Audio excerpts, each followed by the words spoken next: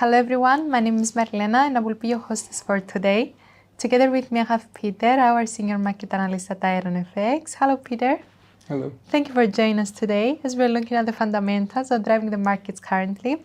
So Peter, a new day, a new week. Should I understand that the pound sank on Friday? Yep. Actually, that was the main move of the market on Friday. The pound sunk against the euro, against the US dollar. There were already bearish tendencies for the pound. However, the bearish tendencies intensified as the new finance minister of the UK delivered a mini budget in front of the parliament. Practically, Mr. Kwarteng had mentioned that the energy bill, to practically cap energy bills of UK households, is to proceed. At the same time, though, he rejected the idea of an increase of the corporate tax rate, which more or less poses substantial questions about the ability of the UK government to actually fund the plan. So practically, on the one hand, the UK government is trying to provide more motives for the GDP rate to accelerate. At the same time, though, we have to note that the debt burden, the public debt burden, is increasing substantially. And that tends to create substantial worries about the UK economy. It's practically a big gamble, in our opinion, because on the one hand, we have the loan, which is to start being repaid within the next 3 years or so. Yet, up until then, the UK economy has to accelerate at a rather fast pace. Now, the news as such tended to weigh on the market sentiment about the pound, and that's why it sunk. We may see BOE reacting to the news and to the weakening of the pound, as that would practically intensify inflationary pressures within the UK economy. We may see, say for example, the pound getting some support should BOE actually proceed with a surprise rate hike or an outsized rate hike in November. And how about Euro's reaction to Giorgia's Meloni's election? Well, the euro had already largely priced in the possibility of Giorgia Meloni being elected as the new prime minister of Italy under the right-wing coalition which had been formed between the Brothers of Italy, her own party, the League, and Forza Italia of Berlusconi, former Prime Minister Berlusconi. More or less, though, the issue could have further developments in the sense that Italy seems to be on a collision course with Brussels. And that could be slowing down the decision process within the EU as such, and could slow down also the economic recovery of the Eurozone. We have to note here that the new government seems to be populist, so it may be more sensitive to vote pressure here. So we may see the new Italian government not being so able to actually take measures which voters may dislike also. We have some worries here. Overall, though, the new Italian government, the election of the new Italian government, seems to be complicating an already grim outlook for Eurozone's economy. Given that we have an energy crisis in Germany, and overall inflationary pressures are expected to continue to rise, growth is expected to drop, having another populist among Eurozone members is not exactly good news for the euro. Is the USD to continue to remain supported? Probably yes. For the time being, yes, at least for the week. And fundamentals seem to be reigning right now and may continue to support the US dollar. We would expect also Fed policymakers in the coming days with their statements actually providing further support for the US dollar, as they are expected to remain hawkish. And how about gold price? Gold price is in a peculiar position. On the one hand, It's well known that gold's price has a negative correlation with the US dollar. And the US dollar is strengthening, or at least remains strong.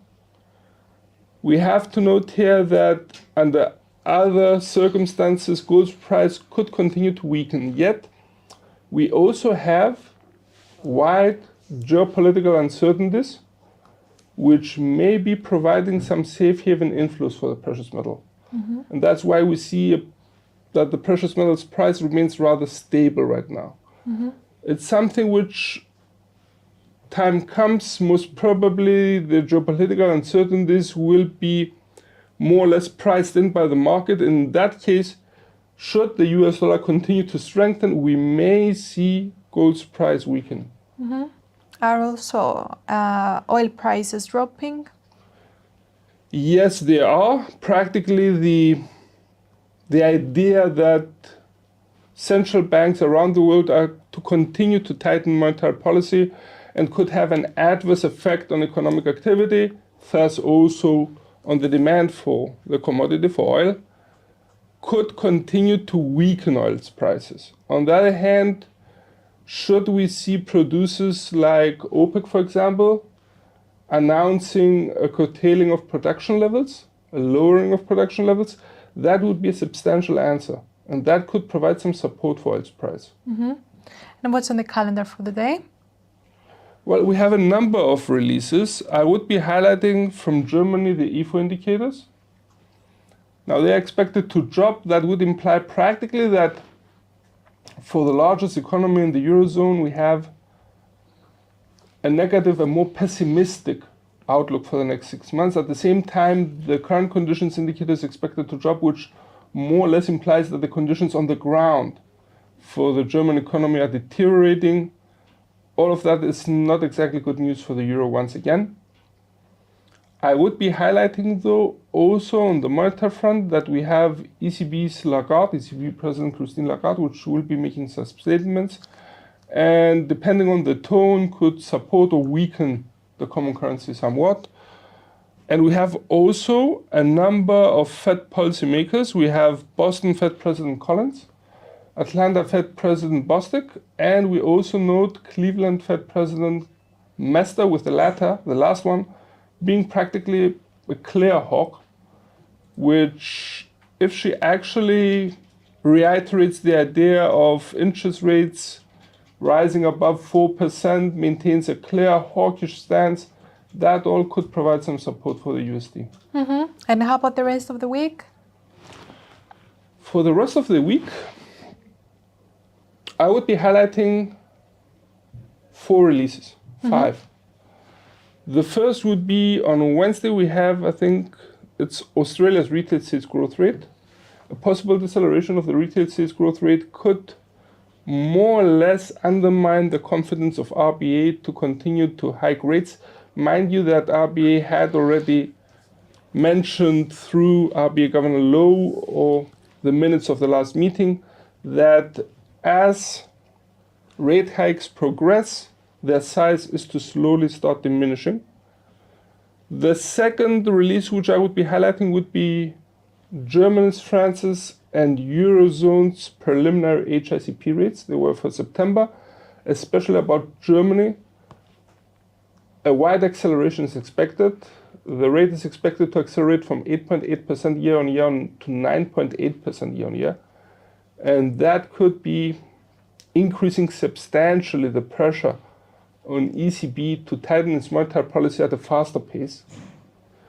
I would also be noting from Canada the release of the GDP rate on a month-on-month basis is expected to drop into the negatives, even marginally, but it's indicative of the situation in the Canadian economy. And definitely the last but not least would be the US GDP rate. It's the final rate for Q2. It's expected to remain in the negatives at minus 0.6%. And mind you that it's the second quarter, because Q1 was already in the negatives, minus 1.6%.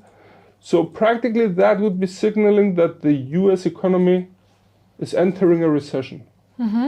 Great. Thank you, Peter, for your time. and everyone for watching. Join us after a short break for technical analysis with Peter Yosif.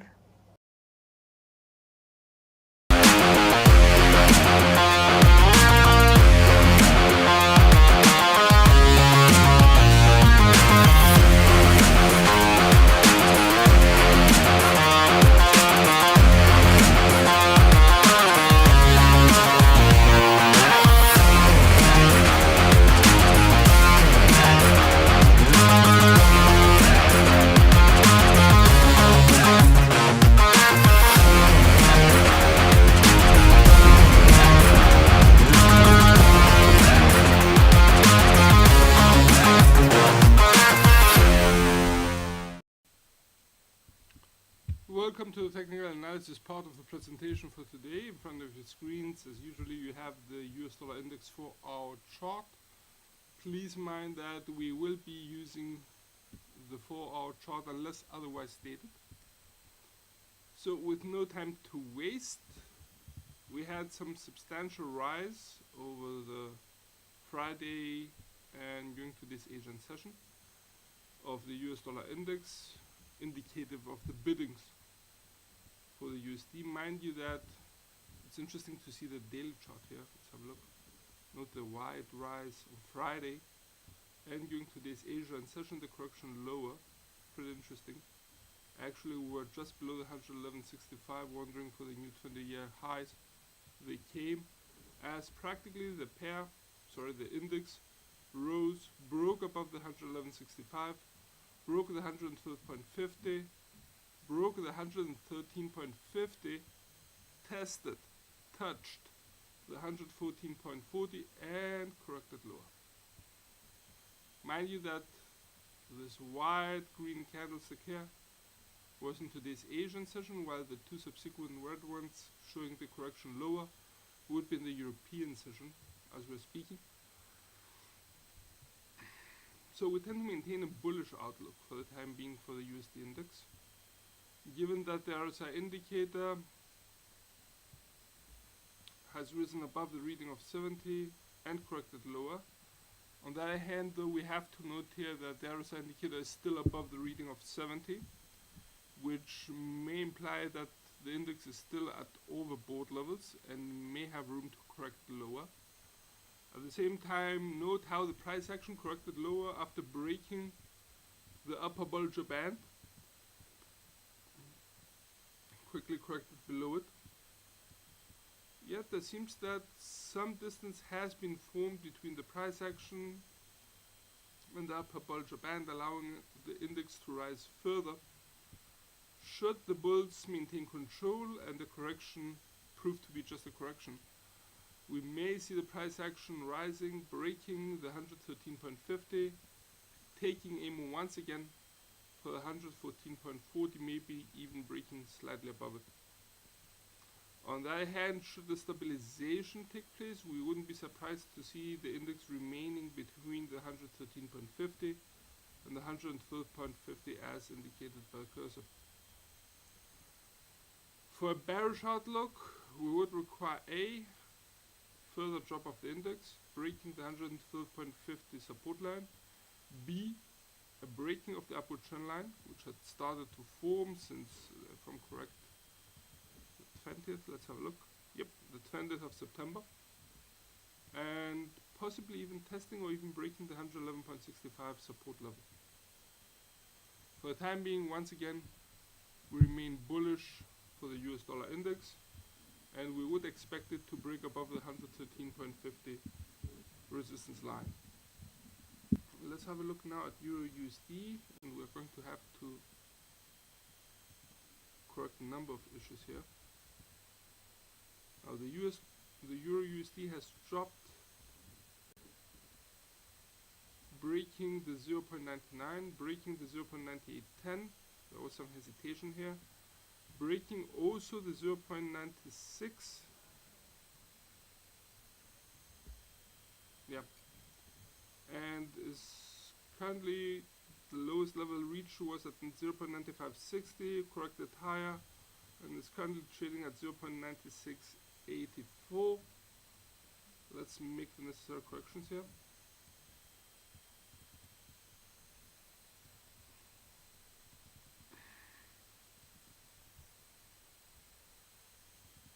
interesting how the 0.97 is providing resistance right now, proving its worth.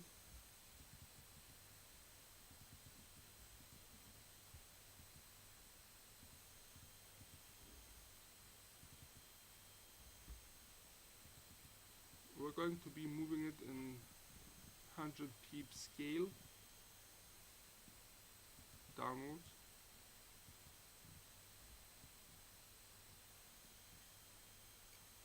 $0.95 and 0.94.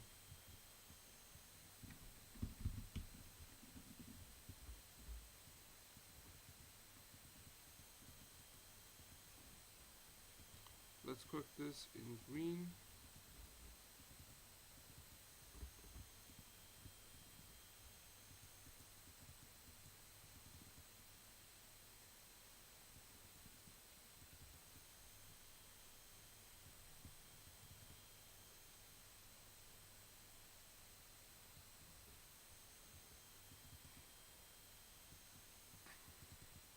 There you go. So it's 0.99, final resistance line, well below parallel level.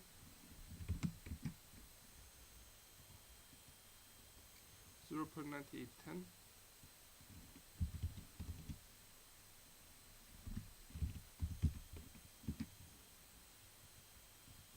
0.97.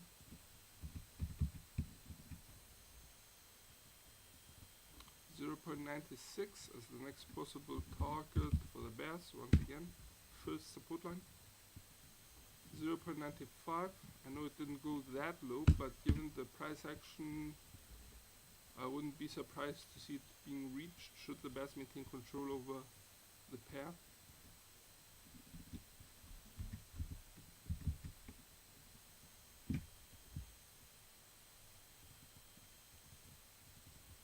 Characteristic that the drop which occurred on Friday, this red candlestick here, would be of around 150 pips, quite wide. Okay, so here we have it.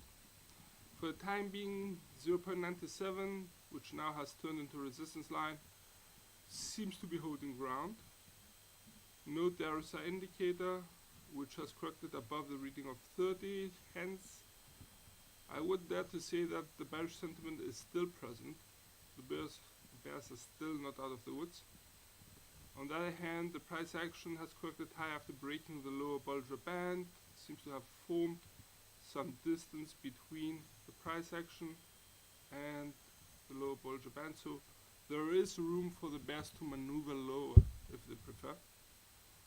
I would expect the price action to maintain a bearish outlook for the time being, and for possible stabilization, let me readjust this. Here it is. I would expect the price action to rise higher, break the 0.97, break the pre-mentioned downward trend line, and stabilize between the 0.9810 and the 0.97.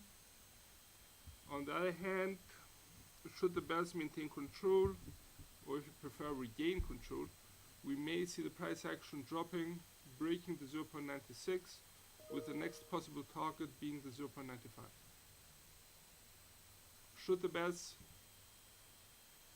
be as forceful as they were back on Friday, I wouldn't be surprised even the 0.95 being broken. For a bullish outlook, however improbable that may be, given though the correction higher, we have still to mention this. We would expect the price action, if you prefer, would require the price action to break the 0.97, break the pre-mentioned downward trend line, break the 20 moving average, which is the median of the Bollinger Bands, and test, if not even breach, the 0.9810.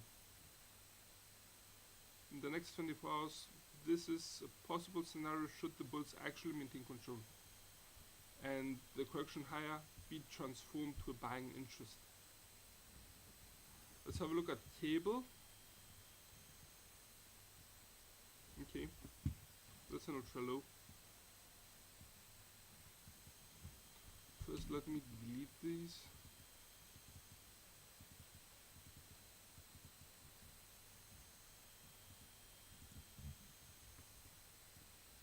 And these.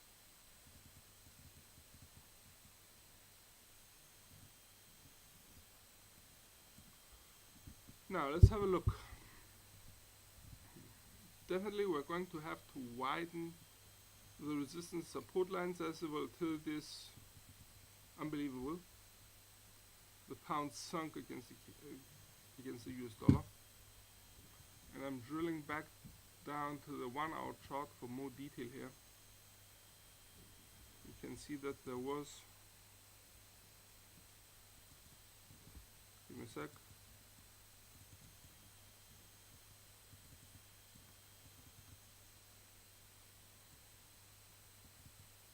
there was some resistance here.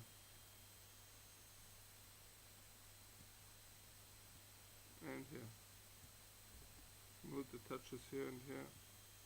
This seems to be pretty valid.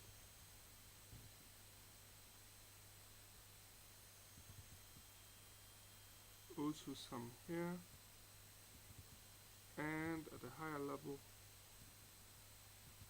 I would be noting this one. This touch here. Also it has touches to the downside, so seems to be pretty valid. Let's readjust this in green, sorry, in red. That should be the 1.35.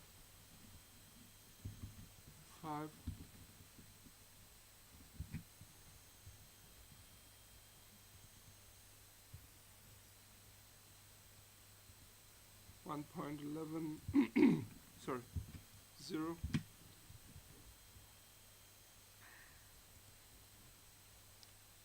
1.08.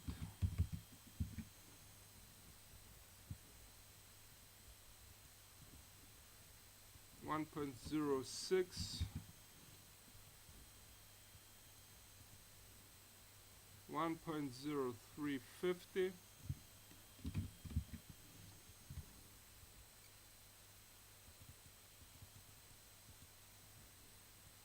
1.0150.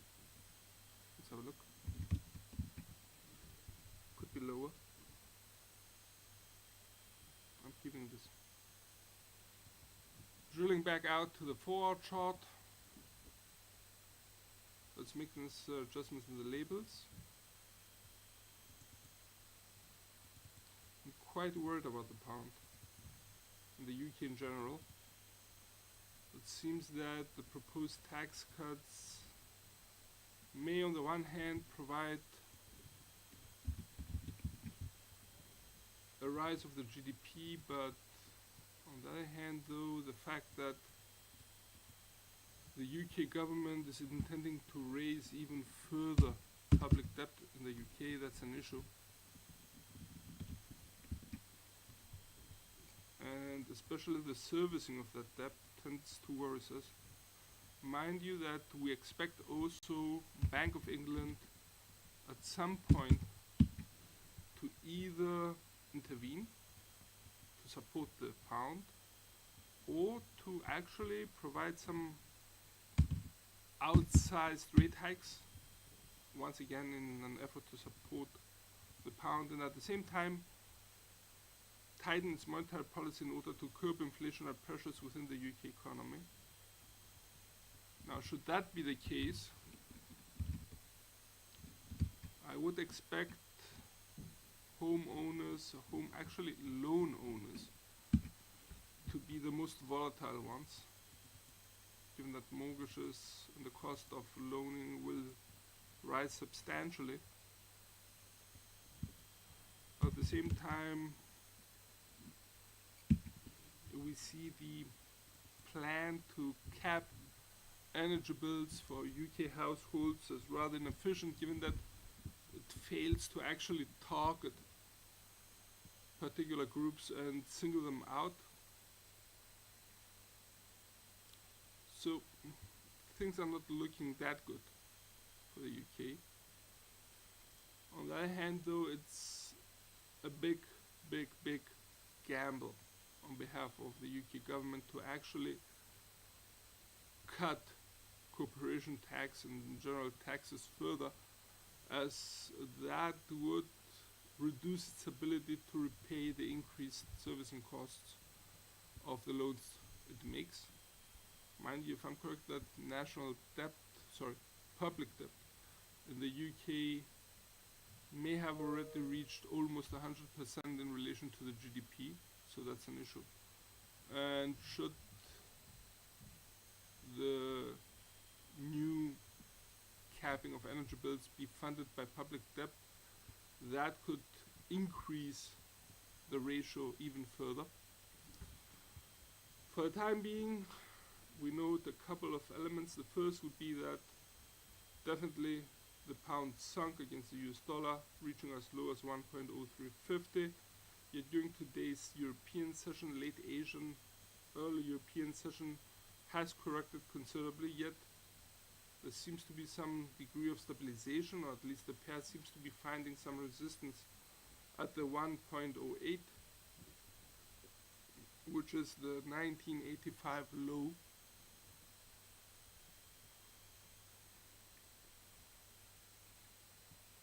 On the other hand, note that the correction occurred after the pair broke below the lower Bollinger Band.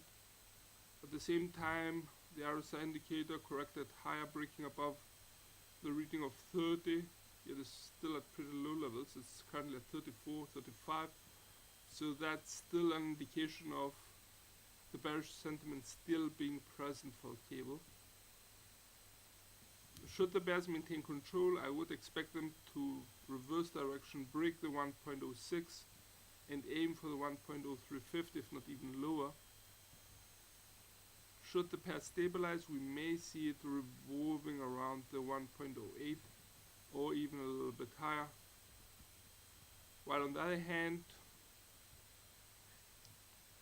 should the bulls take over, practically take charge from the correction higher and turn it into a buying interest, we may see the price action rising, breaking the 1.08, testing, in my opinion, maybe even breaching the 1.11. The pair had considerable losses, and definitely that's an issue which we would expect that the pair at some point will have to recover.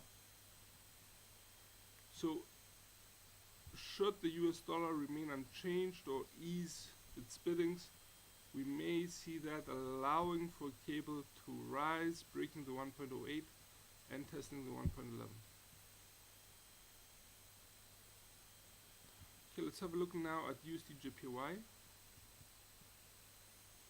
USD/JPY, which practically relented any gains made from the market intervention operation of Japan that was on Thursday. Yep. Here.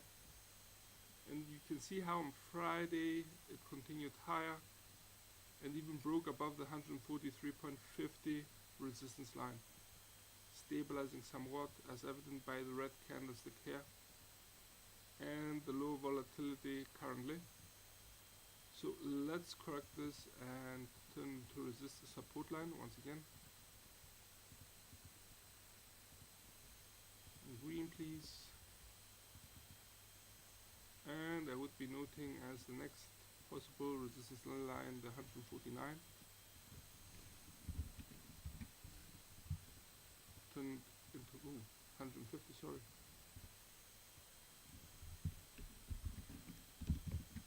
There you go. Turning it into red.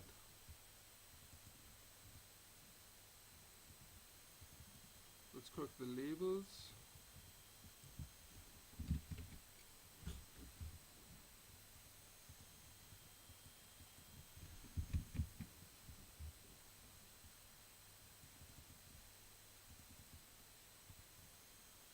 $147.50.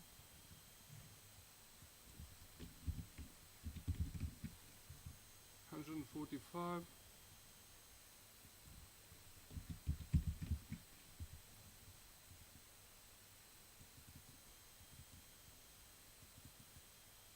143.50.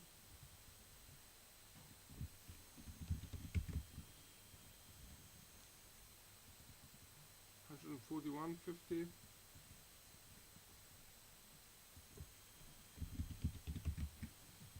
And finally the 139.85.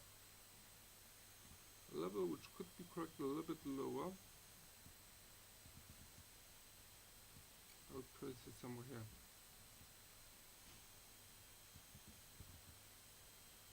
And that would be the 139.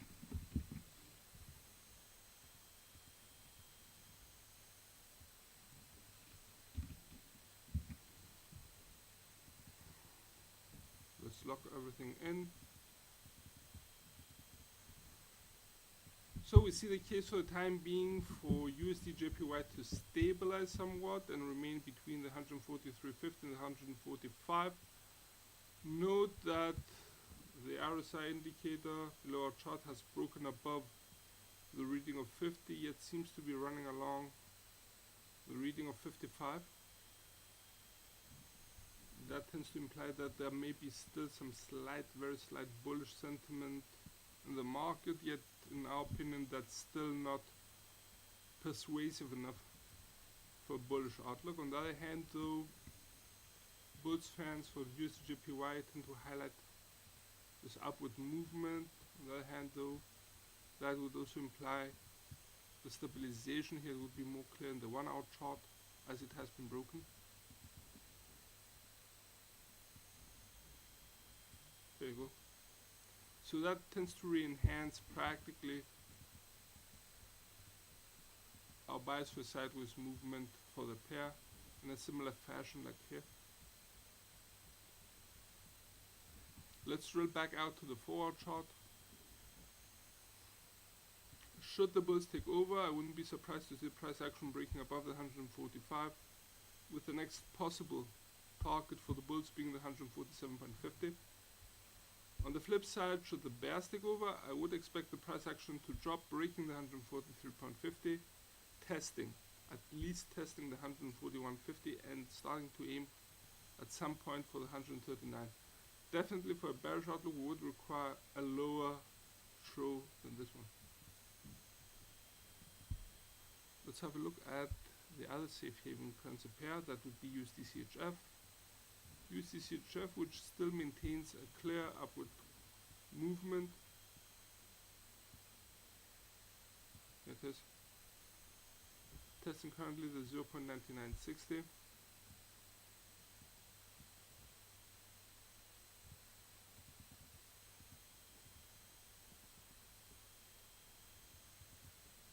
Green.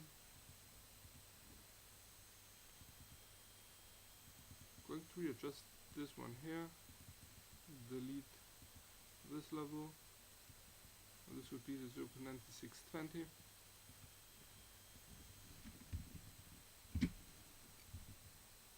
That should be it. Maybe even some, no, it's valid.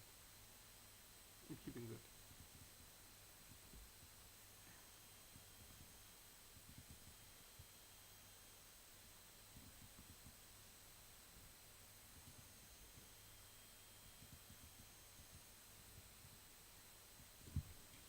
$1.0060 being,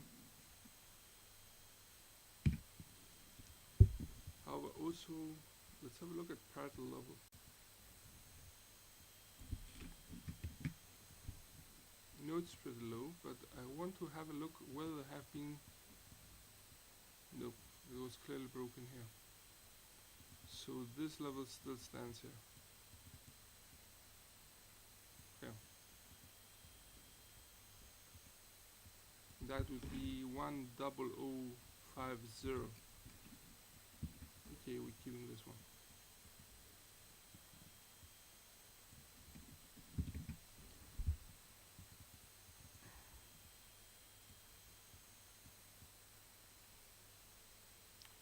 $0.9960 also seems to be standing. We're adjusting. 0.9860 being tested right now probably will be broken in the next few hours, clearly.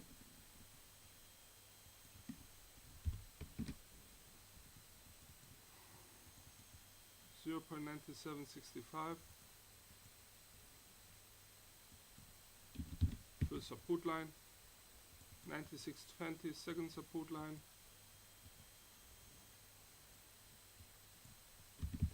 mind you that there may be a mid-level right here.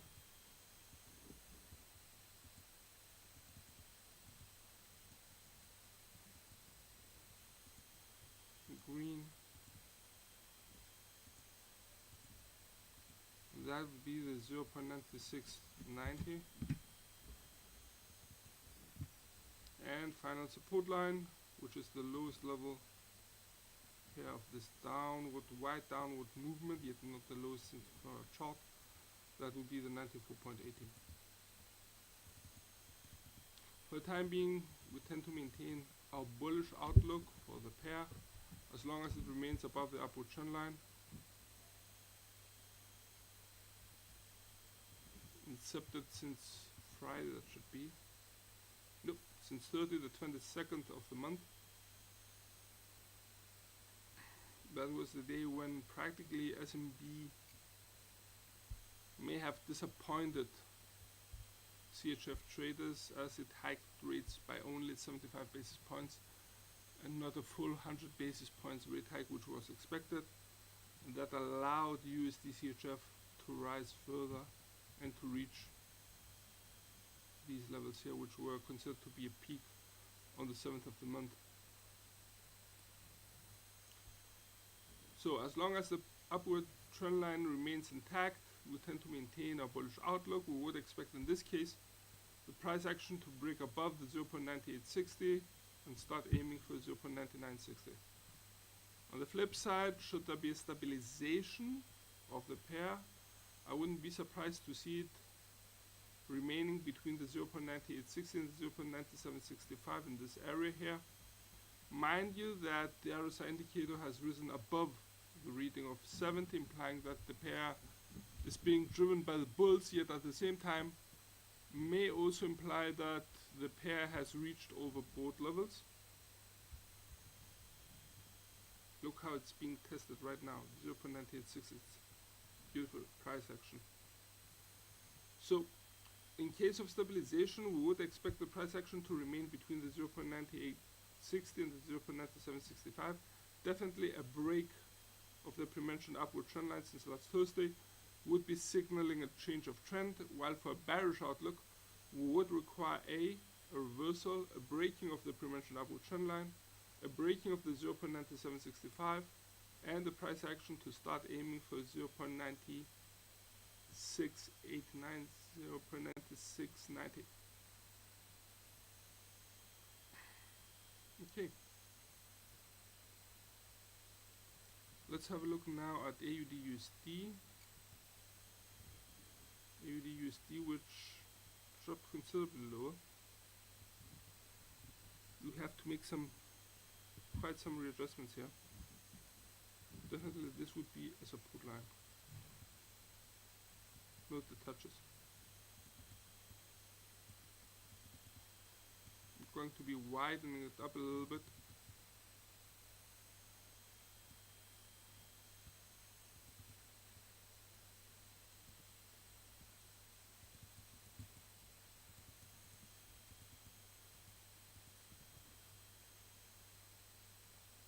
Yep.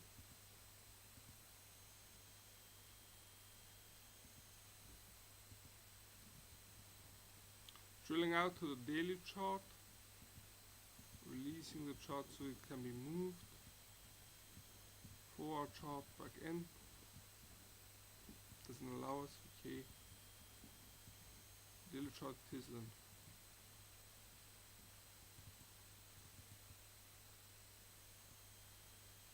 Here's one.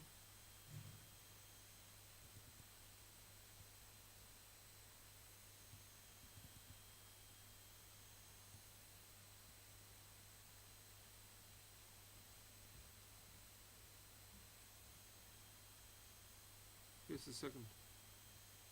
It's a little bit wide, I know it. But see this price action here, how it tested both levels. Okay. Green. 0.64.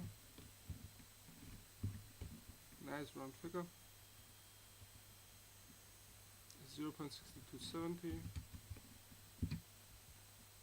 Green.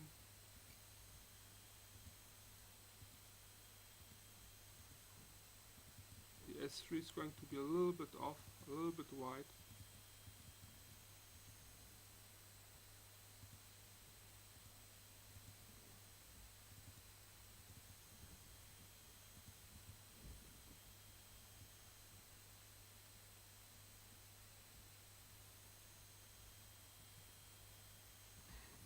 Drilling now to the 4-hour chart.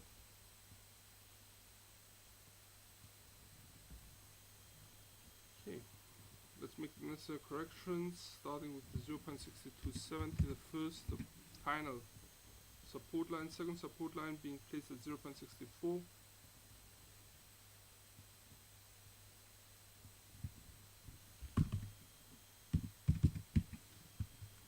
First support line being placed at 0.6485. Let's have a look.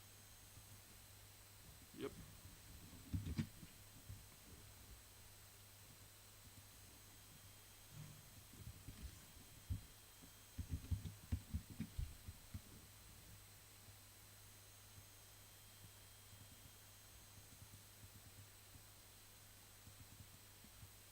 First resistance line being placed now at 6570.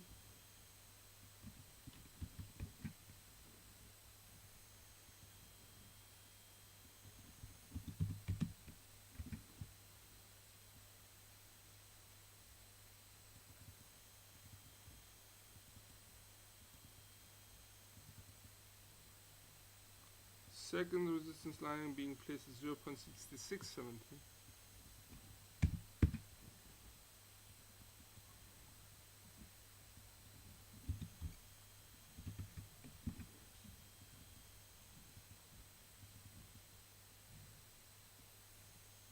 This is funny. The final resistance line now is being placed at 0.6770.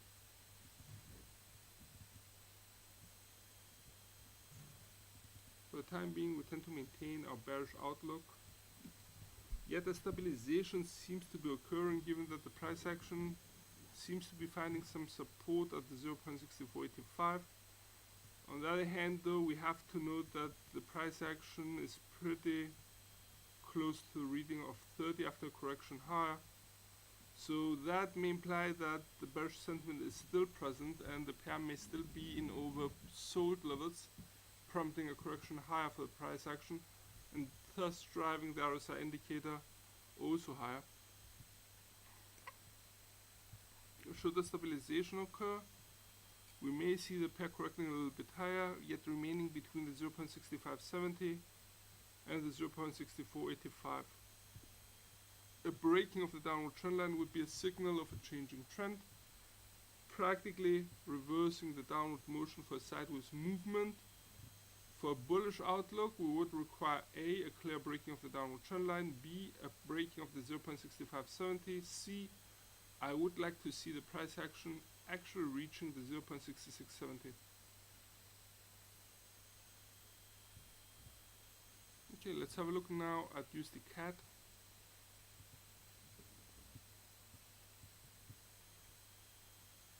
The 1.3490 was broken. The 1.3650 seems to be holding. It was actually a little bit lower, somewhere here. Okay, that's nice. Let's reestablish the 1.3650. Turn this into a support line. So given that the R1 has been broken, we switch it to a support line. Daily chart.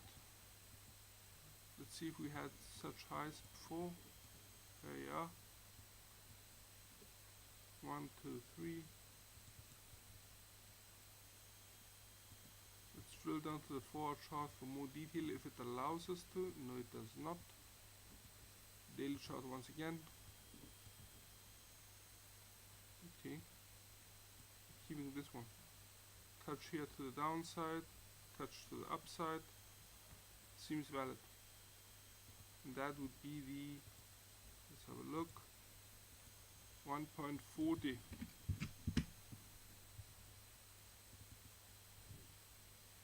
Drilling back out to the 4-hour chart, readjusting the chart. Let's make necessary corrections on the labels. We can see that there has been an intensification of the upward slope.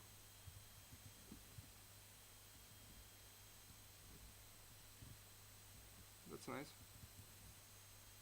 1.3650, 1.3490.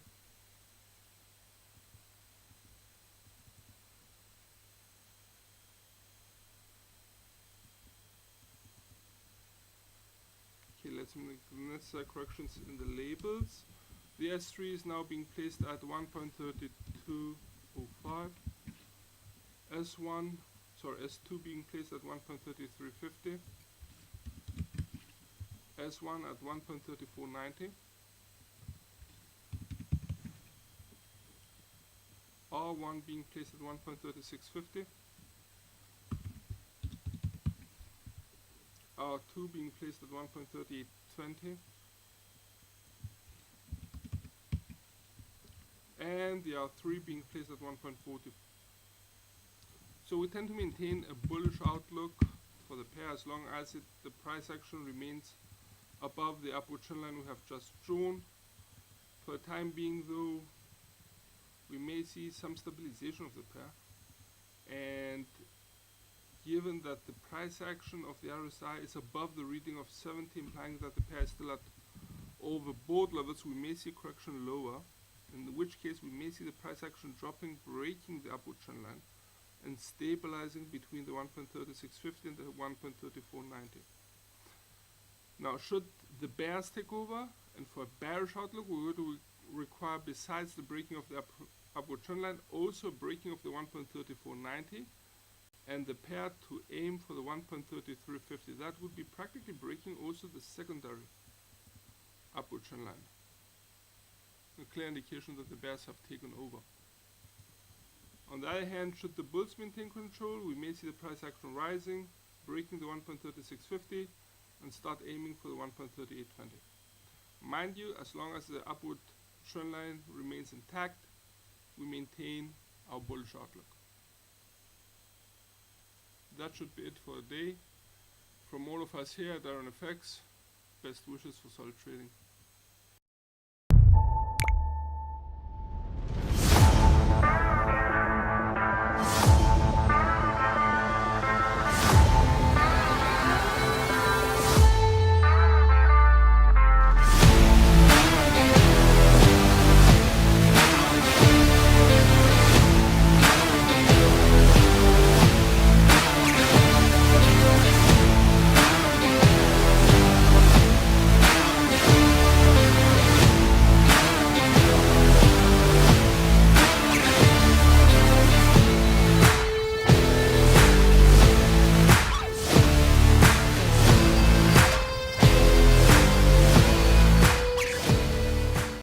Hello, my name is Christina.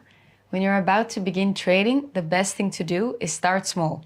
Choose only a couple of trading instruments. Familiarize yourself with their past price action and make sure that you perform technical analysis on multiple time frames. Also, familiarize yourself with their fundamentals. For example, if you're about to trade Amazon, have a good look at what the latest developments are for the company, but also what events lay ahead that could affect the share's price. Your aim is to eliminate the surprise factor as much as you can. You don't have to risk a high amount.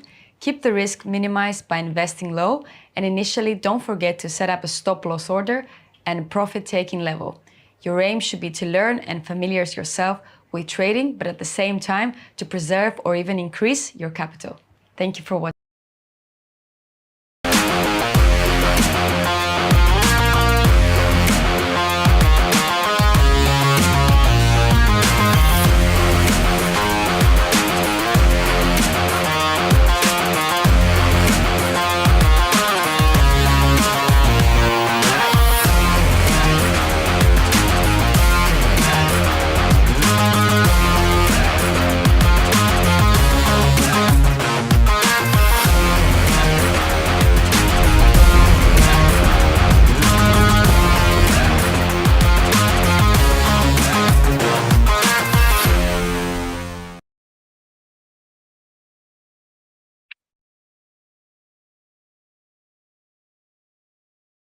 Good evening, guys.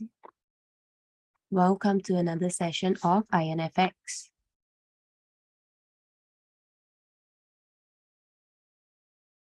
Hi, Gideon. Hi, Samuel.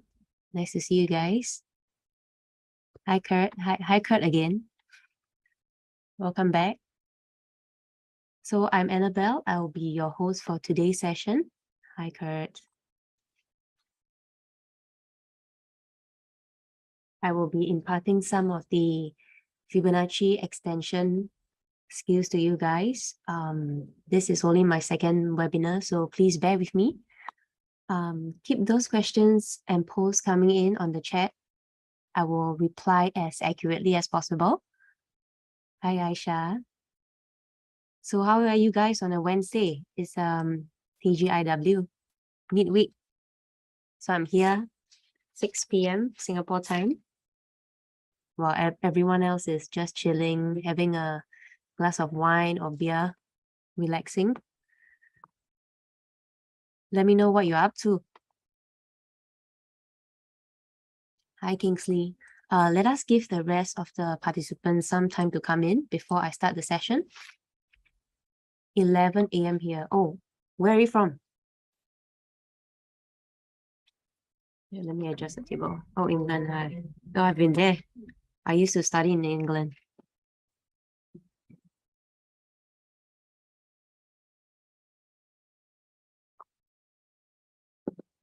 Hi, Waliu. Hi, Adeyemo, if I pronounce your name correctly. Oh, thank you. Nigeria, I see.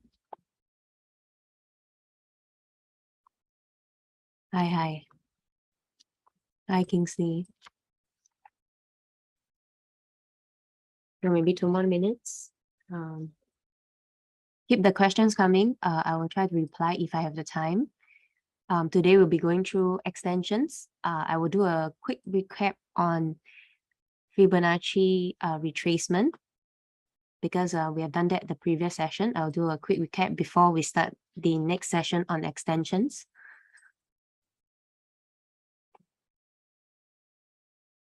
Hi, Kingsley. Oh, from Nigeria. Nice to see you.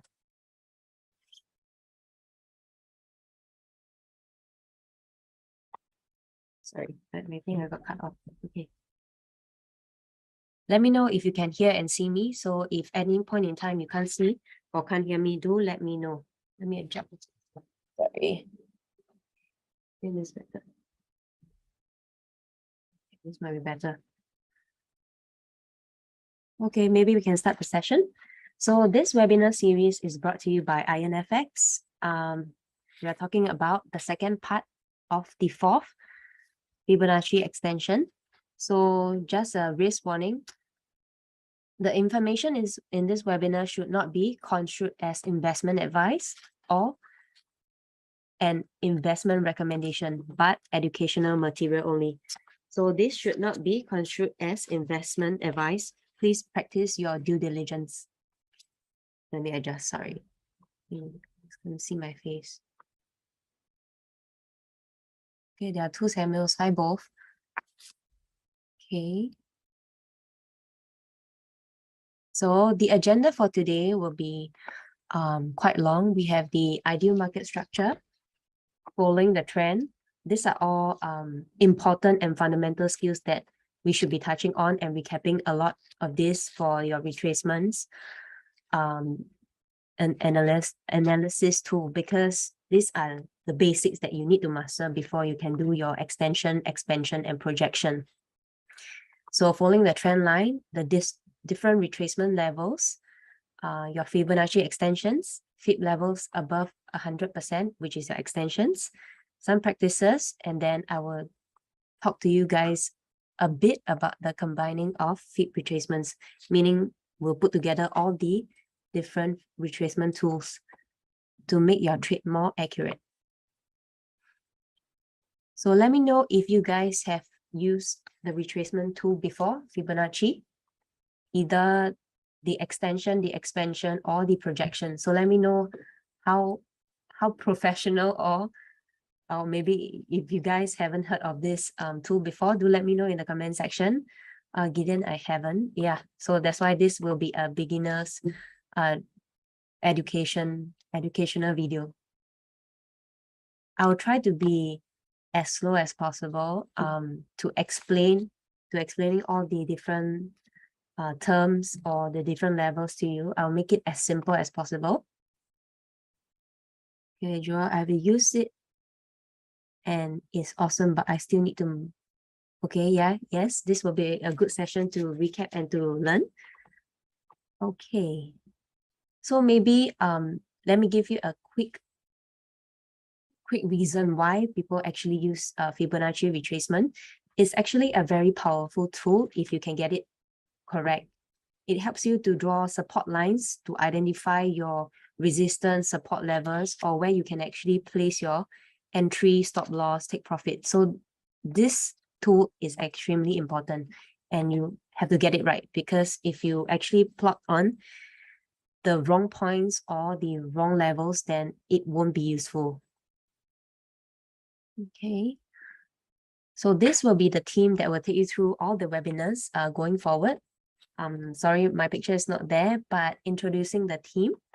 These are all my colleagues in, okay, yeah, these are all my colleagues in Everest Fortune Group. If you have any, okay, maybe I'll do a brief introduction. So this is Desmond Leong, our chief trader for Everest Fortune. We have Cassandra Ng, prop trader, Melanie, investment analyst, Jianing, and Joanne. So sometimes aside me or Desmond, you will see the rest of the team hosting some of the webinars. So if you have any questions throughout the webinar, I encourage you to send them through this chat. As I have another screen that is open so I can monitor the questions.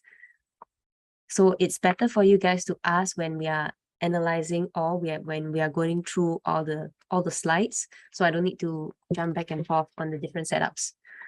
So this webinar is brought to you by Everest Fortune Group in collaboration with IronFX. We are an award-winning research firm and finalists in 2019, 2020, 2021, and the best finalist for equity research in 2020, 2021. So what we do is we work with the major financial institution to help them forecast where the markets are actually going and also help them host educational webinars like this. And now we have a special partnership with IronFX where we bring you guys the good stuff every day. Okay, so let's start the session on extension. Cool. So before that, we need to go through the fundamentals, the most important thing, because you need to know how to draw your basic retracement levels before you can actually go to the extensions. So the ideal market structure. So what I mean by ideal market structure is that you always have to look for significant swings. So these are very insignificant swings that we are looking at. Ideally, for retracement Fibonacci tool, we look at the H1 or H4 charts. So we don't usually dwell into the 15 minutes or even the 5-minute charts, because as you can see here, hi Odofin, hi. As you can see here, if you zoom into the lower time frames, sorry, sorry guys, bear with me. Okay, so if you can see, these are very choppy and very inefficient candlesticks. So it's not effective and not accurate in providing your trends or your ideal market structure. So we want to look for significant swings like this, big movements, not the choppy ones, because they will make your levels very messy and inaccurate to read. So we are looking for significant swings like this. Later, I will go to a live chart and then I will show you guys what are significant and insignificant swings. Okay, following the trend. So before you actually look for your Fibonacci levels, you need to know where the general market or the market sentiment is going. So you need to follow the trend correctly. And you also need to draw your trend lines correctly before you can do that. So if the market is going in a bullish trend like this, then we'll be looking for extensions.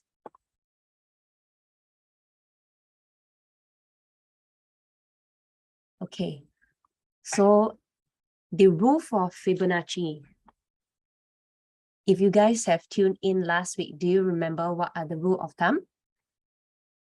What is the rule of thumb? I think there are two rules that I highlighted last session with you guys that is very, very important. This is a hint.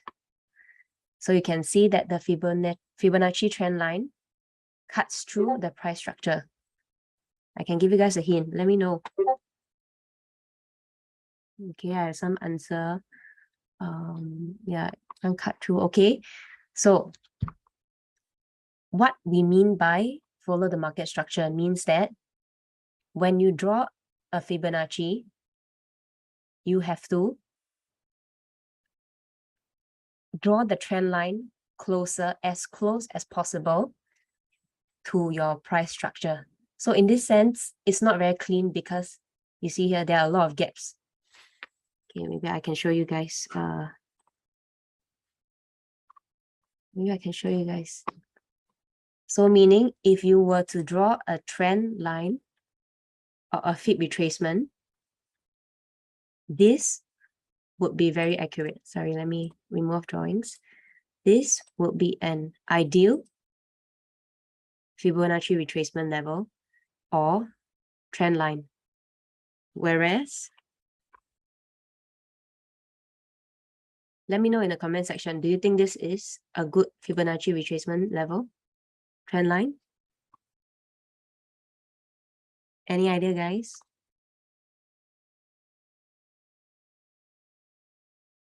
Okay, this is not an accurate trend line because, yeah, it's not good. Yes. Yeah, this is not good because you can see that there's a lot of space here. So this is inaccurate. For trend lines, Fibonacci trend lines, it's best to draw as close as possible to your prices. It shouldn't deviate too far like this. So this is good because all your prices are very, very close to your trend line. So this is a very accurate Fibonacci retracement level. Okay, so the rule of thumb, like I've mentioned, let me go back to my slides. Okay.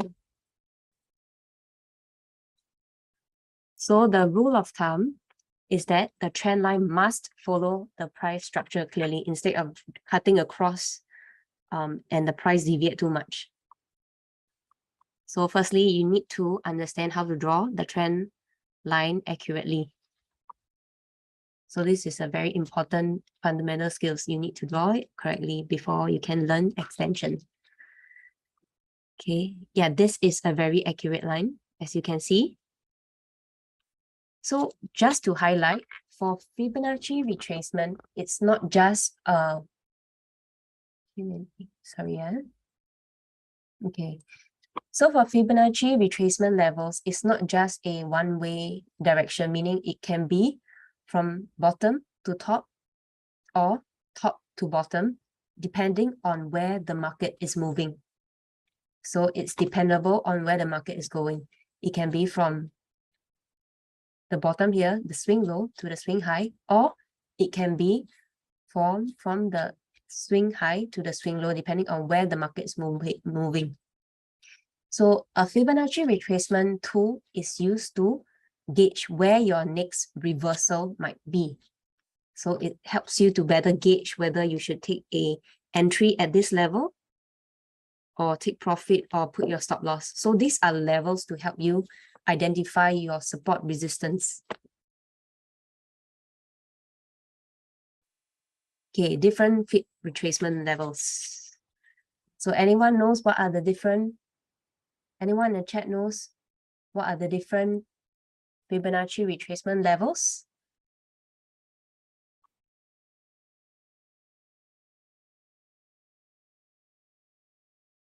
Okay, let me show you guys. So the reason why we actually use all the different percentages of the Fibonacci retracement is because all these different tools will help you, when combined, will help you make a successful trade, make your trade more successful. So the range for a Fibonacci retracement can be beyond or below 0 or 100%. So for example, in this chart here, you can see that the range of Fibonacci retracement is from 0 to 100. This is your retracement level. Once it actually breaks above the 100%, we call this the extension. So this is what we are going to learn today. Fibs that are above 100%, they are called the extension, Fibonacci extension. So what if it doesn't break above the 100, but it goes below to the negative range?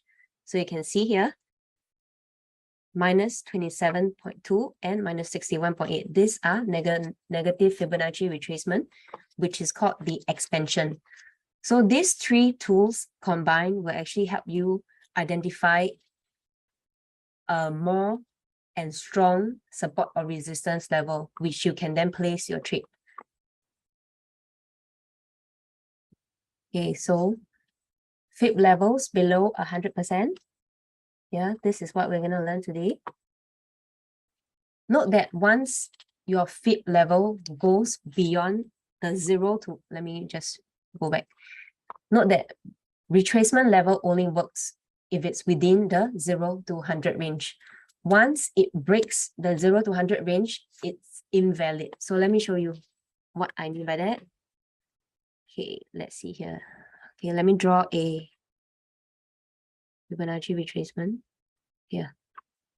Okay, so for example, for Fibonacci retracement, once you draw the trend line, okay, this might not be the greatest. Okay, let's do this. So once the level has broken 0 to 100, right? You guys can see all the different Fib levels, 0 to 100. Once the Fib level actually breaks, see, it kind of breaks here. And it broke the 23.6, broke here. So now it's coming to test at this level, at the 50%. So this is 50% will be the only one that's valid. So we can take away all this. Those that are broken are invalid. Please take note.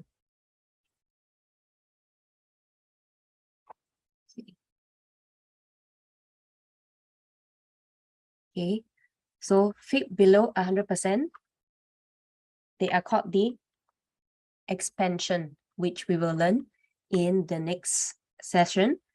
And then there is Fibs that are above 100%. They are called the extension. So this will be what we are learning today. And the important key levels to take note will be 127 and 161. So let us dive into it. I will give you guys some tips as I go along and analyze the charts, right? Okay, let me know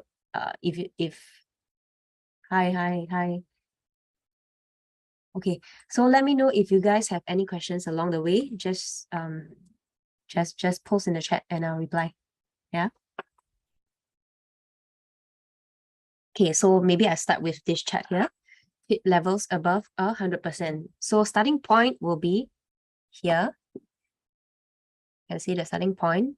So what the number one tip that I will give you when you are using Fibonacci extension, remember it's extension, not expansion. So extension, the tip will be to find the Nike tick. So you can see here, we are always looking for a Nike tick. It can be either this way or an inverted one. So it's not necessarily always a V, it can be an inverted V as well. Sorry, excuse me. So it can be this way, or it could be, let me find one, or it could be this, maybe this way. Okay, so it can be here or here, depending on which price or which levels you are looking at. Yeah.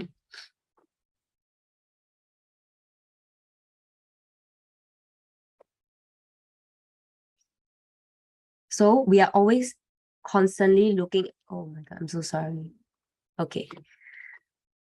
So let me go to live examples to show you guys how Fibonacci extension actually works.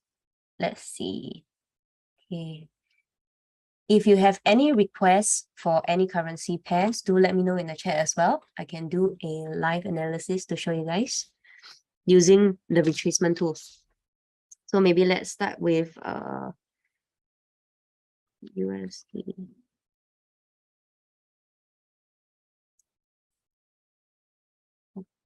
GBP. Okay. Okay, I'll go to that shortly. XAU. Okay, I have some requests. Gold USD, GBP, JPY, GBP USD. Yes, I will go to that. But maybe I will start with USD Swiss franc. Yeah. Okay. So for this chart, can you guys identify where is the Nike tick? Is it from, can it be from here to here? And then maybe I don't use the levels yet. I'll use drawings. Can it be from here to here? Is this an inverse Nike tick?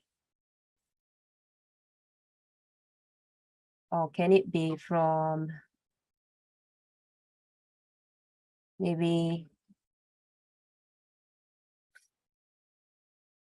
this could be one. This could potentially be one, but it didn't break out of the no. Remember what I thought? What I taught you guys, it has to be above the 100%. So if your retracement is at the 100%, it's not within the extension zone. Sorry, it's not within the extension zone, which is above 100. So we don't consider this as the Nike tick. Yeah. Okay. We could use. Let me find a good example for you guys. Yeah. Just bear with me. So remember also that we are looking for significant. Okay, maybe this could be a good setup. Significant swing low, swing high. So this is quite significant. Let's see whether this is what 4 hour. Can zoom in.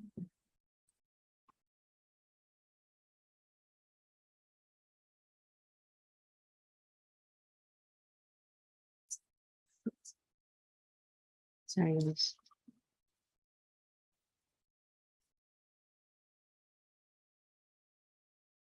Remember, you're always looking for significant swings, yeah. Let me see whether this works. Okay, yeah, here. Okay, this is quite a good setup. Maybe let me. Okay, let's try this. Okay, so now the trend is actually, remember the rule of thumb and what you should be looking for.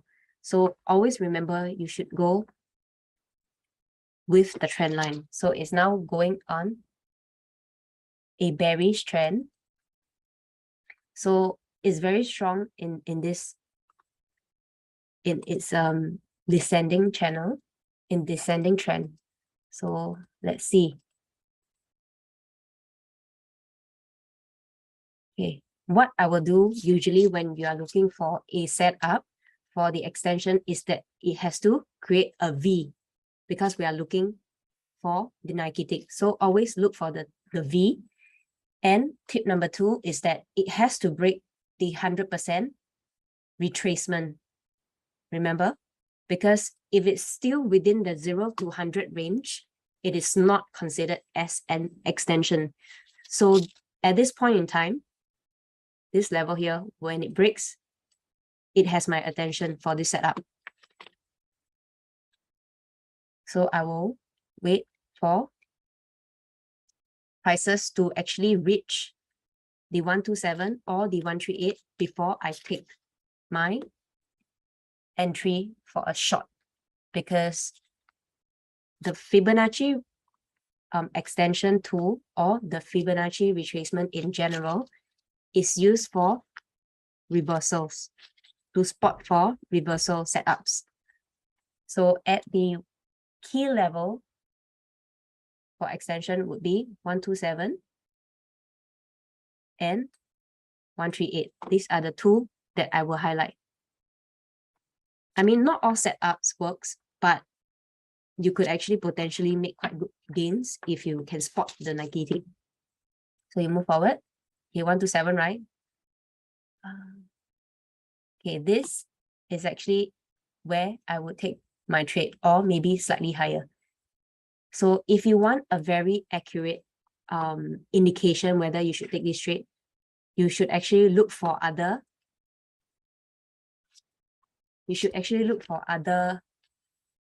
tools that can be in line and confirm this trade.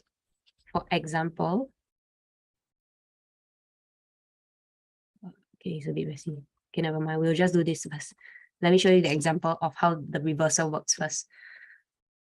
So once it touches the 127, it tends to reverse in the opposite direction. As you can see here, it touches exactly here.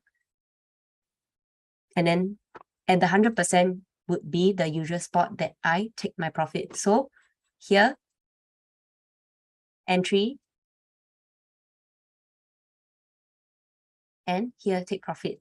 Stop loss, give and take, you should, depending on your risk appetite. Yeah, yes, I'm getting to that, Gideon. So your stop loss would be at the 138.2 level, or maybe slightly above, because you need some space, some buffer zone. Sometimes it will go a bit further. And also depending on what's your risk appetite, you could be a ratio of, it could be in a ratio of 1 to 3. So it's all depending on your risk appetite. But usually I would place my entry here, my stop loss at 138 or 141, depending on what risk level you are at. And then take profit is usually at the 100%. And depending on all other indication using the other tools like your expansion, projection, your support levels, key levels, all that, you can adjust accordingly. Yeah. Okay. Okay, so this is a live, that was a good example on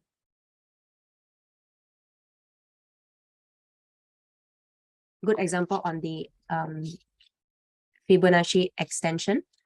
So maybe now I can go on to ICG. Okay, let's try GBP. Okay.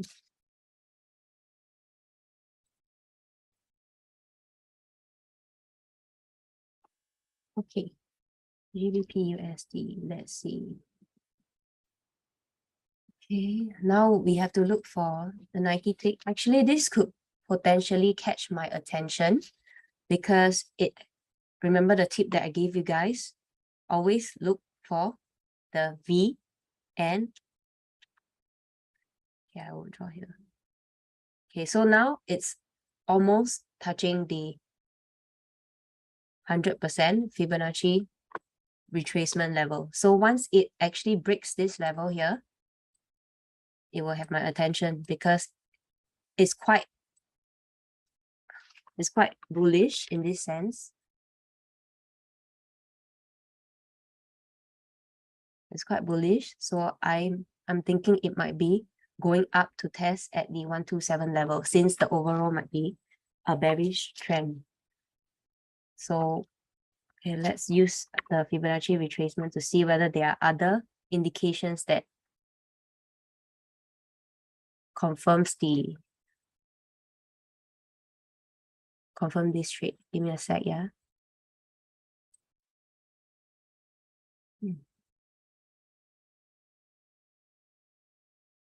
Okay.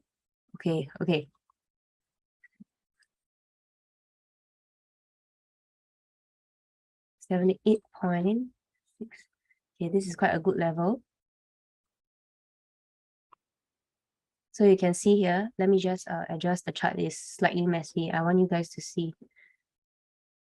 Okay.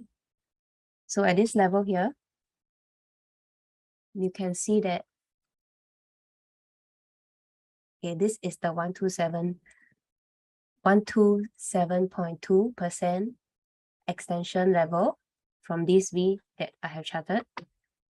This is also a key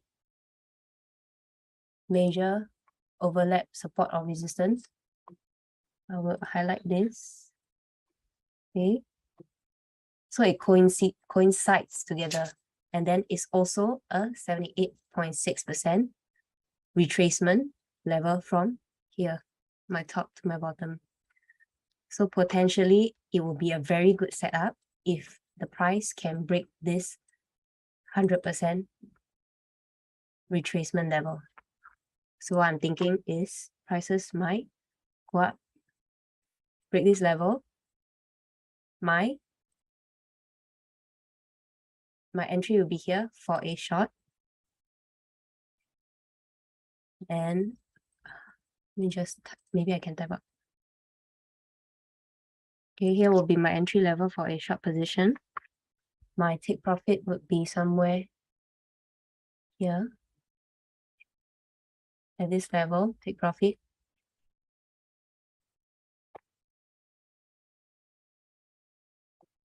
Sorry, this is my stop loss. My take profit will be somewhere below. Take profit will be here. Sorry, guys, at the 100% or slightly above, depending on your risk appetite, like I've mentioned. Yeah. So for retracements, actually, you can't rely on using it alone. So you have to use it together with your other tools like your support resistance, maybe your Ichimoku or your expansion projections. It can't work on its own. So please take note. So for GBP USD, my analysis would be if it breaks this 100% level, it will go up to test at the 127.2, which coincides with the key support resistance level, overlapping support resistance, you can see here, as well as a 78.6 retracement level. So there are three tools that I've used here to confirm my trade if it actually passes this mark 100 level, 100%. Okay. So any questions? Hi Samuel. Which broker am I using? Okay, I'll get to that later. Value NL, what do you mean by NL?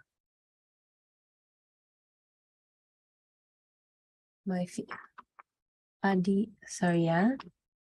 Adiomo asks, can you give us your setup? What do you mean by give you my bit setup? I don't quite understand. Okay, let us try. Let me go to the next one. Here we try Go, yeah. Let's do an analysis on Go. Okay. Can you guys identify where is the Nike tick? How to set up? How to set that on TradingView? Oh, Adiyamo, you mean for which pair? Which pairs are you referring to? Let me know in the comment while I do the Go analysis, yeah? Okay, so let's look for some examples. Okay, let's try this. Okay, I think this would be quite nice. Okay, let's zoom in. All right. Okay, so for example, let me chop off here. Okay, things to take note when you draw your. I will get to that, Joel. We still have plenty of time, yeah. Okay, so for this gold USD setup, let me show you another one. Okay, when you draw your Fibonacci extension, okay, all fibs. Okay, Nike tick, remember, always remember that your Nike tick can be in this manner or in an inverted. So don't always aim for a tick that is this way. You can also do the opposite this way. Yeah. So one mistake or one tip that I can give you is that when I mean inverse, it doesn't mean this way. This is wrong. Yeah. Let me pin the chart. So this setup here, okay, remember, always look for the V.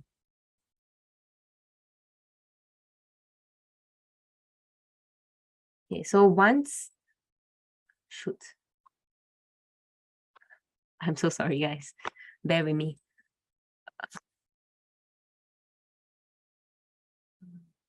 Where is my setup? Okay, let's try this. Okay, let me show you an example again. Okay, remember my tip, always look for the V, yeah? Okay, as you can see here, once my price is very close to my 100%, it will get my attention to look out for the Nike tick. Okay, so once it touches, okay, this is quite fast. I need to, okay, for example,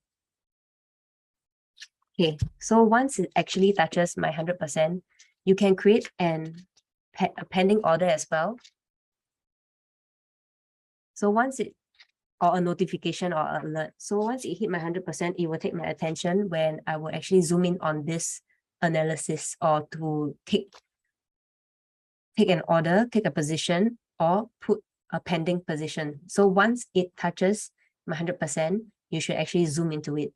So from here, like I've mentioned, you can't always only use one tool, like the Fibonacci extension. You need other tools for confirmation. So let's zoom out. Okay, maybe you can do a retracement level, for example.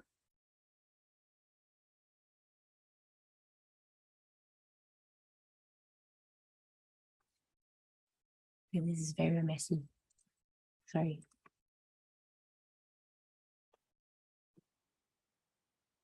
Let me clean it up a little bit.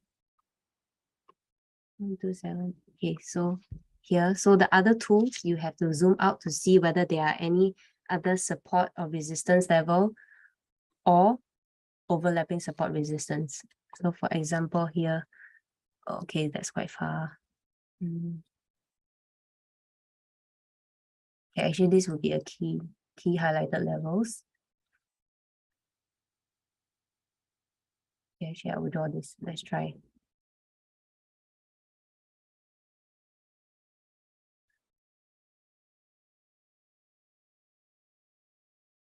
Okay, that's not that great. That's not that great. As an example.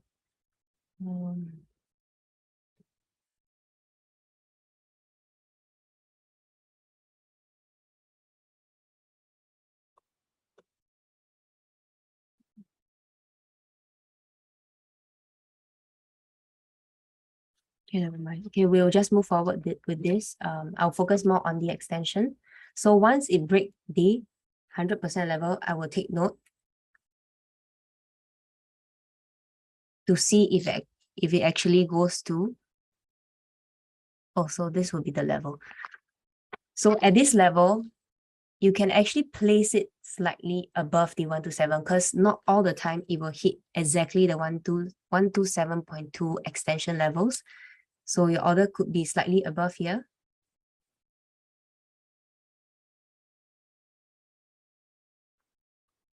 It could be slightly above, maybe here. And then your take profit would be, my take profit is always at 100% level. And then your stop loss might be at the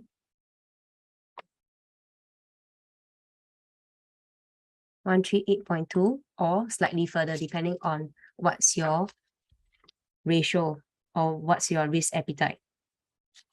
Okay, so to reiterate, whenever you are looking for an extension setup,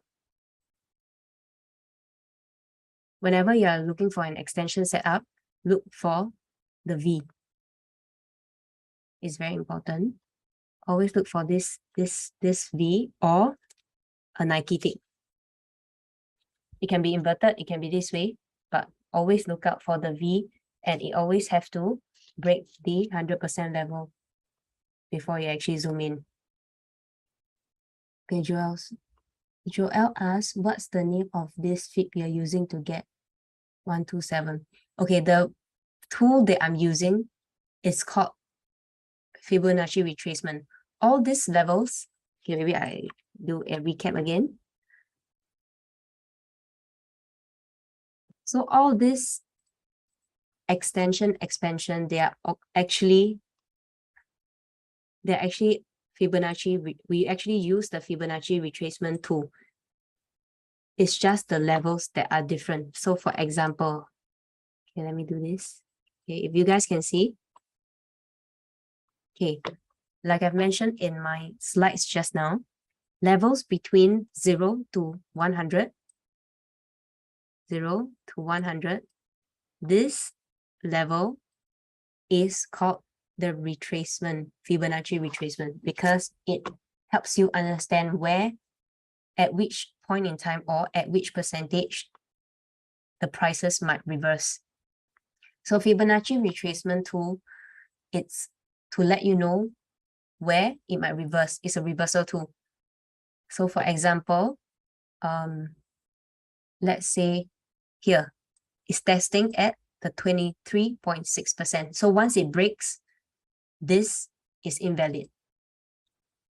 And then it comes here to test at the 61.8%. So once it breaks, this is invalid. So for a Fibonacci retracement tool to work, it has to be below, for example. Okay.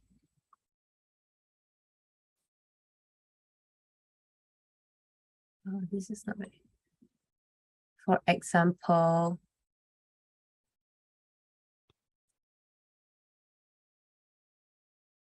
here. Okay, let's use this example, yeah.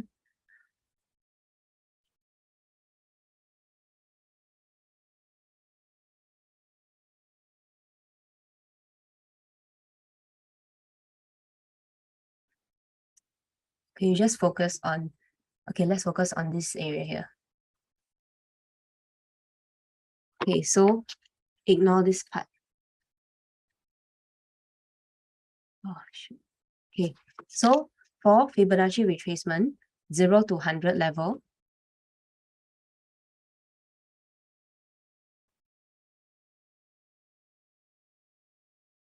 okay, it's currently testing this level. So it hasn't break the 38.2 level. So this is still valid. The 23.6% level is actually broken, so you can remove it. So technically, for this retracement tool, only 38 and below, like 38, 50, 61, and 78. Only those below here will be valid. Those that has been cut off or retraced already is not valid. So the only valid level is the 38.2%. So this is the typical Fibonacci retracement. So for the rest of it, so like I've mentioned, for the rest of the tool, yeah, let me draw this inverted. Sorry, give me one sec.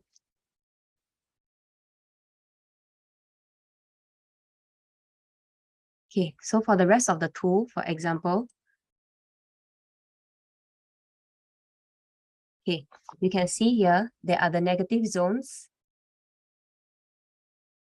the negative zones. So this is the positive, the 0 to 100, this is the normal Fibonacci retracement. Anything that is below 0, which is in the negative zone, are called Fibonacci expansion, which we will learn in the next session, not now. And then what we are learning today is Fibonacci extension, those that are above 100%. So once your levels are broken, like I've mentioned before, the V, remember, once you have broken the typical 100% for your Fibonacci retracement, whatever that is above are called extensions. Whatever that has broken your 0%, these are called expansions. So we usually use these three tools to help us better understand where our positions should be placed more accurately. That is called Fibonacci confluence, which we will learn in the next session as well. Any questions so far? So for Joelle, the name of this Fibonacci is called extension, but technically the whole chart is called Fibonacci retracement. Just that anything that's above is extension, anything that is below is expansion. Okay, now let us maybe move to, I hope that clarifies, yeah? Any more questions, feel free to post. You're welcome. Yeah, GBP. Oh, this is a tough one. Here, let's see. For Fibonacci retracement, usually we will look at the H1 and H4, not so much of the lower time frame, like 5 minutes, 15 minutes, because it will be too choppy, and we always look for significant swings. So for this chart, let's see.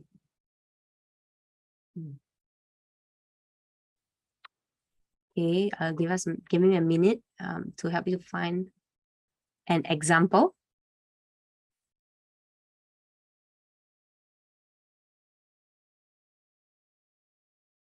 Okay, so like I've mentioned, right? Okay, maybe this might be a good example. Okay, Fibonacci extension don't always work 100%. So you can see here that this might not be a good setup because the swings are not very significant. You can try this. Always look for the V, yeah?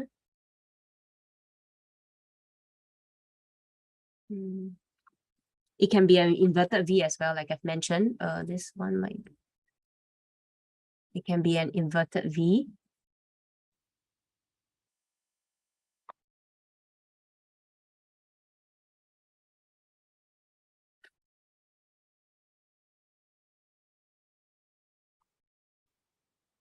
Okay, let's see.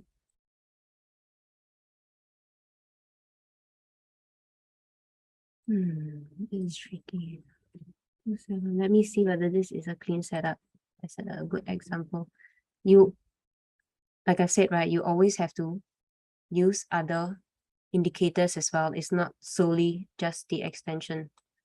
It might not be that accurate. It might give you a false confidence of a trade.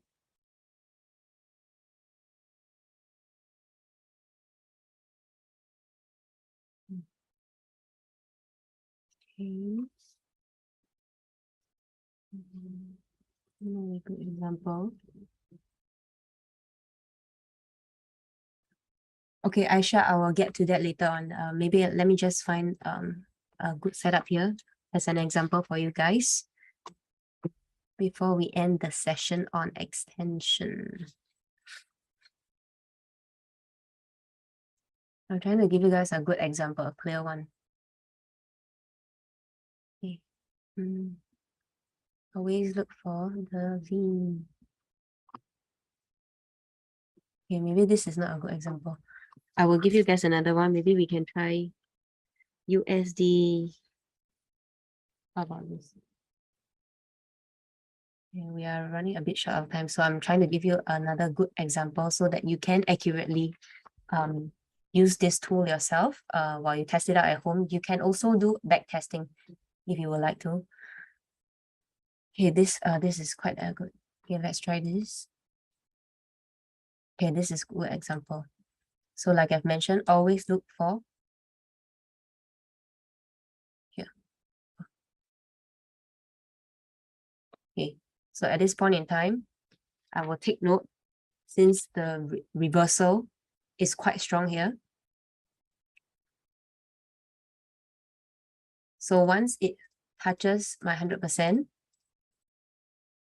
or surpasses it, it will have my attention to actually see whether I would want to take a trade at the 127 level.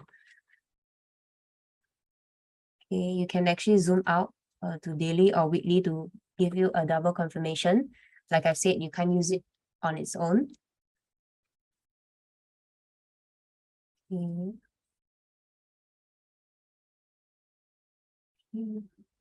See whether there's any key support or resistance level to support your trade. Okay. Okay, then you move forward.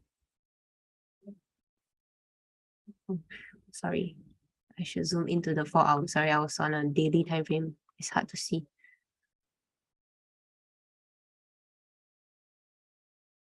Okay, so once, sorry, it's very, very messy. Give me one sec. Okay, here. Okay, so once it actually surpasses my, once it actually passes my 100 mark, I will then take note to see whether there are other tools like your support resistance or your retracement tools that coincides with this 127.2% level to make it a strong sell. So these are the two key levels that I will advise you to take note. So this one came in quite accurately at the 127.2. So you can see a very nice reversal. My usual will be short here or slightly above to give it some space. Sometimes it might exceed. My stop loss would be also slightly above, depending on your risk appetite. And then usually take profit is at 100. Or if you feel that the trend or the retracement might be strong, you can go slightly further to take your profit here. So Aisha, that means we take or place position only at extension levels. Yes, because anything that is between 0 to 100 is still considered a retracement. So only take note once it breaks this level. This should be a level that will alert you to take any positions if it reaches the 127. So maybe let me reiterate. For Fibonacci extension, it's actually a reversal tool. So we are looking to pick short positions, as you can see here.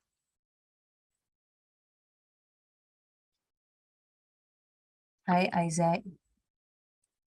You came in a bit late. So, okay, I'm coming towards the end of the session. I need to let you guys know that if you missed, because I've seen like some participants that came in or the attendees that came in very late, if you want to rewatch or relearn for a refresher course, you can go to IronFX.com to check out the recorded version of this webinar.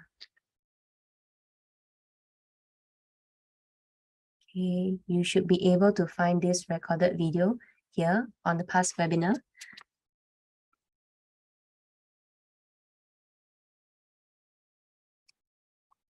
Click on English. So it should be posted here in the next couple of days. So I hope you guys find this educational video useful. I have tried my best to actually let you know, impart all my skills. Do let me know if you have any other further questions before I end the session. So two things that I want to leave with you guys is that you should always look for the V and always take note that it should pass the 100% level, retracement levels. So in the next session, please tune in. We will be talking a bit about expansion and confluence.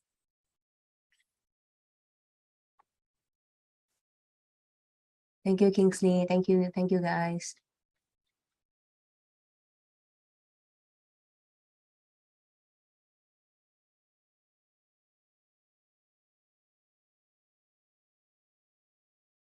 Joel. Oh, I'm Annabelle. Yeah, thank you. I'll see you on the next session. See you guys.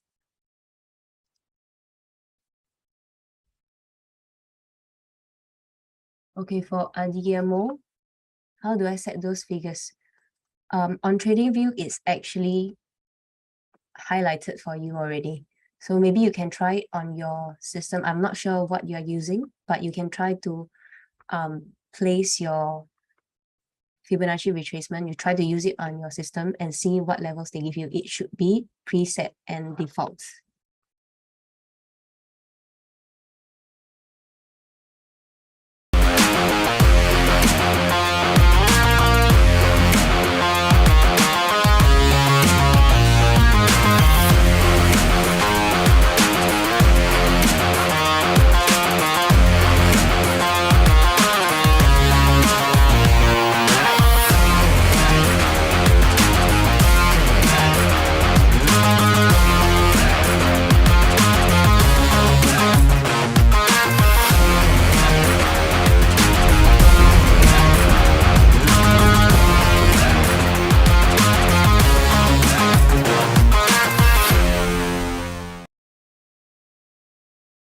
Hello everyone, my name is Emily and in this video you will learn what is CFD trading, how it works as well as some types of CFDs. CFDs, also known as contracts for differences, are financial derivatives that enable traders to speculate on the price movement of assets without actually owning them. For example, when a trader buys one CFD of Microsoft, it means that they buy a share of Microsoft. The only difference is that the trader doesn't own the share. A CFD is a contract between a buyer and a seller that shows that the former must pay the latter the difference between the present value of an instrument and its value at the contract time. A CFD contract's value is determined solely by the price difference between the entry and exit points of the trade, not the asset's underlying price.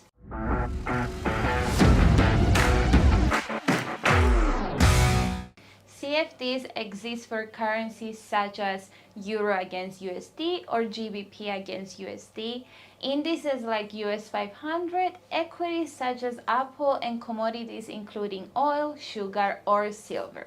How do CFDs work?